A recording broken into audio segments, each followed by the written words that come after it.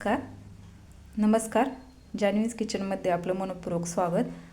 आज मी बटाट्याची वेगळी भाजी बनवणार आहे। या ठिकाणी बटाटे उकडून याचे उभे काप करून घेतलेत, तुम्ही बघू शकता। कांद्याचेही काप उभे केलेले आहेत। लसूण, अद्रक, कढीपत्ता, हिरवी मिरची, कोथिंबीर।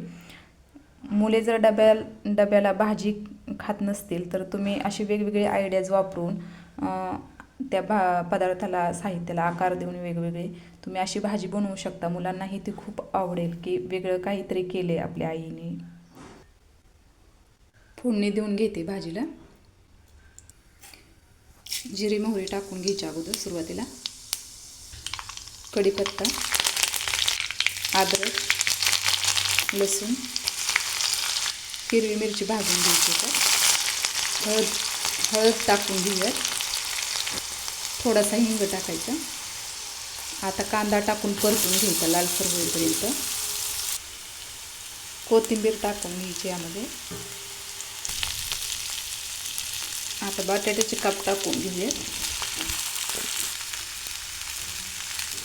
चवीनुसार मीठ टाकून घ्यायचं यामध्ये।